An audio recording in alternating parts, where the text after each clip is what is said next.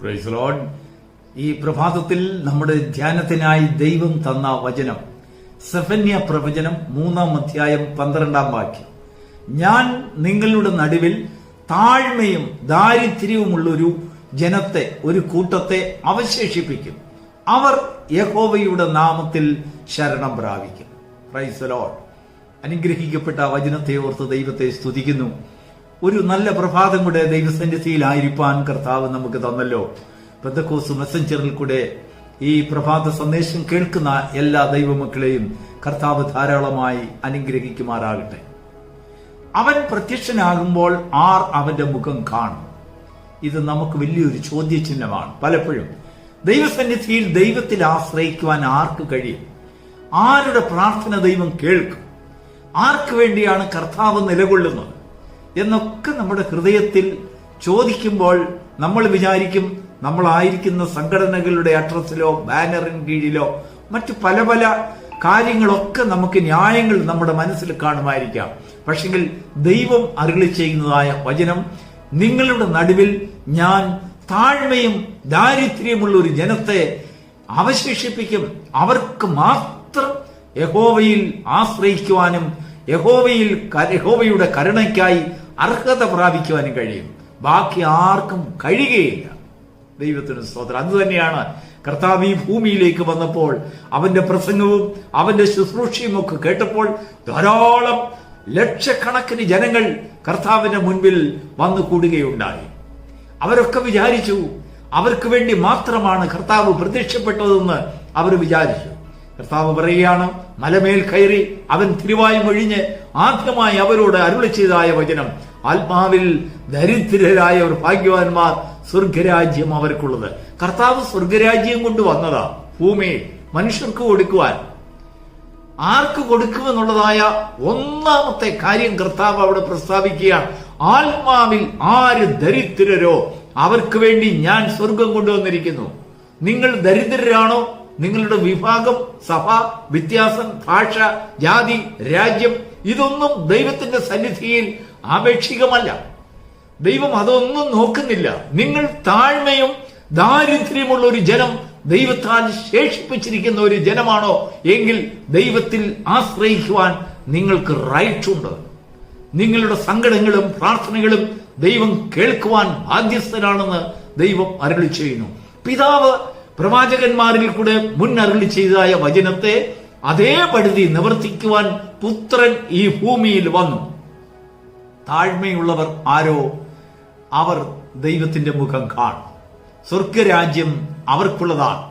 ദാരിദ്ര്യവും താഴ്മയുമുള്ളതായ ഒരു കൂട്ടം ജനങ്ങളെ നിങ്ങളുടെ ഇടയിൽ ഞാൻ അവശേഷിപ്പിക്കുമെന്ന് പറയുന്നതിന് മുൻപ് ദൈവം പ്രവാചകനിൽ കൂടെ പറയുകയാണ്, ഇങ്ങനെ അവശേഷിപ്പിക്കുന്നതിന് മുൻപ് ഞാൻ നിങ്ങളുടെ ഇടയിലുള്ളതായ ഗർവോ ഉല്ലസിതന്മാരെ മുഴുവനായി നീക്കം ചെയ്യും എന്ന് പറഞ്ഞാൽ അവരുടെ അഹങ്കാരത്തിൽ ഗർവിച്ചു കൊണ്ടിരിക്കുന്നതായ, അവരുടെ ആ സ്ഥാനങ്ങളിലും മാനങ്ങളിലും അവരുടെ ശുശ്രൂഷകളിലും അവരുടെ വേലകളിലും അവരുടെ ജോലികളിലും അവരുടെ സന്ദേശങ്ങളിലും ഒക്കെ പ്രശംസിച്ചു കൊണ്ടിരിക്കുന്നതായ മനുഷ്യർ ആരോ അവർ ഉല്ലസിതന്മാരാണ്. അവരുടെ ഗർവികം മൂത്ത് അവർ ആ ഗർവത്തിൽ ഉല്ലസിക്കുന്നു, അവർ ആഘോഷിക്കുന്നു. അവരുടെ സ്ഥാനമാനങ്ങളെ ആഘോഷിക്കുന്ന ജനങ്ങളെ മുഴുവനും ദൈവം ഒന്നൊന്നായി നീക്കം ചെയ്തതിന് ശേഷം ഒരു കൂട്ടം ദാരിദ്ര്യമുള്ള ഒരു കൂട്ടം ജനങ്ങൾ, താഴ്മയുള്ള ഒരു കൂട്ടം ജനങ്ങൾ ദൈവത്തിന്റെ സന്നിധിയിൽ ദൈവം അവശേഷിപ്പിക്കും. മനുഷ്യർ അവശേഷിപ്പിക്കുന്നതല്ല. നമ്മൾ കൂടി നടക്കുന്നതായ സമൂഹത്തിലും നമ്മുടെ കുടുംബത്തിലും നമ്മുടെ കുഞ്ഞുങ്ങളിലും നമ്മളിലും ഒക്കെ ഉള്ളതായ കാര്യമാണ് ദൈവം പറയുന്നത്. നിങ്ങളുടെ മധ്യത്തിൽ ഞാൻ താഴ്മയുള്ള ഒരു കൂട്ടം ജനങ്ങളെ അവശേഷിപ്പിക്കും, ദാരിദ്ര്യമുള്ള ഒരു കൂട്ടം ജനങ്ങളെ അവശേഷിപ്പിക്കും. എന്നാൽ ആ ദാരിദ്ര്യമുള്ളവർക്ക് മാത്രമേ ഭക്ഷണത്തിന് വേണ്ടിയുള്ള ഒരു നിലവിളി ഉണ്ടാകുകയുള്ളൂ. താഴ്മയുള്ളവർക്ക് മാത്രമേ ദൈവത്തിന്റെ തേജസ്സിനെ കണ്ട് ബഹുമാനിക്കുവാൻ അവർക്ക് കഴിയുകയുള്ളൂ. ഇല്ല എങ്കിൽ അവർ അവരുടെ ബഹുമാനത്തിൽ ആശ്രയിച്ചിരിക്കും. പ്രിയപ്പെട്ട ദൈവത്തിന്റെ മക്കളെ, നമ്മൾ ദൈവത്തിന്റെ സന്നിധിയിൽ നമ്മളുടെ ആവശ്യങ്ങൾക്കായി നാം കണ്ണുനീരൊഴുക്കുന്നതിന് മുൻപ് നമ്മുടെ പ്രശ്നങ്ങളുമായി ഓരോ പ്രഭാതത്തിലും ദൈവസന്നിധിയിൽ കടന്നു ചെല്ലുന്നതിന് മുൻപ് നമ്മൾ നമ്മളെ തന്നെ ഒന്ന് ശോധന ചെയ്യണം. നമ്മൾ ആത്മാവിൽ ദരിദ്രരാണോ, ഇല്ലായെങ്കിൽ നാം താഴ്മയുള്ളവരാണോ? എങ്കിൽ മാത്രമേ നമ്മുടെ പ്രാർത്ഥനയ്ക്കുള്ളതായ ഒരു കടാക്ഷം ദൈവത്തിൽ നിന്ന് ലഭിക്കുകയുള്ളൂ. ആ താഴ്മയുള്ളവനെ ദൈവം കടാക്ഷിക്കുമെന്ന് ദൈവത്തിന്റെ വാഗ്ദത്തമാണ്. അനേകായിരം വാഗ്ദത്തങ്ങൾ ദൈവവചനത്തിൽ കൂടെയും ആത്മാവിൽ കൂടെയും നമുക്ക് വ്യക്തിപരമായി ദൈവം തന്നിട്ടുണ്ട്. താഴ്മയുള്ളവരെ ഞാൻ രക്ഷിക്കും. ദൈവത്തിന് സ്തോത്രം. കർത്താവ് നിന്നുകൊണ്ട് ആ യെരൂശലേം വീഥികളിൽ നിന്നുകൊണ്ട് കർത്താവ് വിളിച്ചു പറഞ്ഞതായ കാര്യമൊന്ന് ചിന്തിക്കുക. അധ്വാനിക്കുന്നവരും ഭാരം ചുമക്കുന്നവരുമായുള്ളവരെ, നിങ്ങൾ എന്റെ അടുക്കൽ വരുവി, ഞാൻ നിങ്ങൾക്ക് സമാധാനം തരാം, ഞാൻ നിങ്ങൾക്ക് ആശ്വാസം തരാം. എന്റെ നുകം ഏറ്റും കൊണ്ട് എന്നോട് പഠിപ്പീൻ എന്ന് പറഞ്ഞാൽ, ഞാൻ ഒരു നുകം നിങ്ങളുടെ കഴുത്തിൽ വയ്ക്കും. ആ നുഖത്തെ നിങ്ങൾ ഏൽക്കുക. അതെന്താണ്? താഴ്മയുടേത്, സൗമ്യതയുടേത്, അഹങ്കാരമില്ലാത്തത്, മറ്റുള്ളവരെ ബഹുമാനിക്കുന്നത്, ആരെയും സ്നേഹിക്കുന്നത്, ആരെയും വലിയവരെന്ന് കാണുന്നതായ, മറ്റുള്ളവരെ നമ്മളിൽ നിന്ന് കുറഞ്ഞവരായി കാണാത്തതായ ഒരു വിഭാഗം ജനത്തെ ദൈവം സൗമ്യതയുള്ള ഒരു കൂട്ടം ജനങ്ങളെ ഭൂമിയിൽ അവശേഷിപ്പിച്ചുകൊണ്ടിരിക്കും. നാം പ്രാർത്ഥിക്കുമ്പോഴും, നമ്മൾ സംഘടനകളായി നീങ്ങുമ്പോഴും, നമ്മൾ സമൂഹത്തിൽ വളരെ അഭിമാനം കൊള്ളുമ്പോഴും, അല്ലെങ്കിൽ ഓരോരോ രീതിയിൽ ആത്മീക വിഷയങ്ങളിൽ നാം ഏതെല്ലാം രീതിയിലുള്ള അഭിമാനം കൊള്ളുന്നുണ്ടെങ്കിലും, നാം അറിയാതെ ദൈവം ഒരു കൂട്ടം ദരിദ്രരെ, താഴ്മയുള്ളവരെ നമ്മുടെ ഇടയിൽ നിന്ന് ദൈവം പരിശോധിച്ച് മാറ്റിക്കൊണ്ടിരിക്കുകയാണ്. Praise the Lord. എന്തിനു വേണ്ടിയാണെന്ന് അറിയാമോ? അവർ ദൈവത്തിൽ ആശ്രയിക്കേണ്ടതിന്, യഹോവയിൽ ആശ്രയിക്കേണ്ടതിന്. അവർ എന്നാളും നിൽക്കും എന്ന് ദൈവം പറയുകയാണ്. ദൈവത്തിന്റെ സ്തോത്രം. ഒരു കൂട്ടം ജനങ്ങൾക്ക് ഒരാശ്രയം, ഒരു ചോദ്യമായിരുന്നു, ആർക്ക് നിലനിൽക്കുവാൻ കഴിയും? ആരവൻ പ്രത്യക്ഷനാകുമ്പോൾ അവന്റെ മുൻപിൽ ലജ്ജിതരാകാതെ നിൽക്കും. ദൈവത്തിന്റെ ആത്മാവ് പറയുകയാണ്, താഴ്മയുള്ളവർക്ക് ലജ്ജിപ്പാൻ ഇടവരികയില്ല.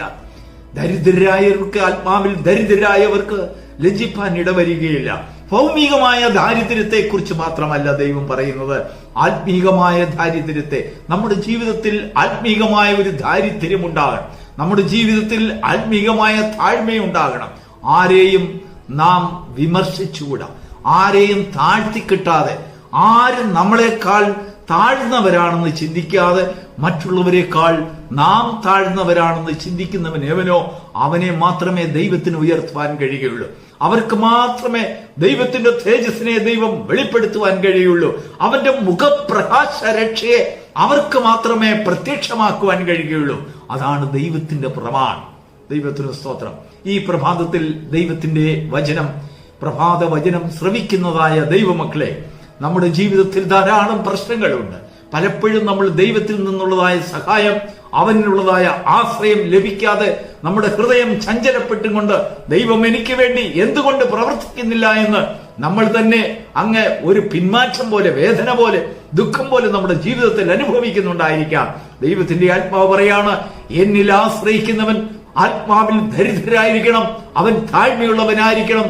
അവനെ ഞാൻ മറ്റുള്ളവരുടെ ഇടയിൽ നിന്ന് വേർതിരിച്ച് അവശേഷിപ്പിക്കും. അവർ എന്നും നിൽക്കും, അവരുടെ സ്ഥാനം എന്നും മാറ്റപ്പെടുകയില്ല.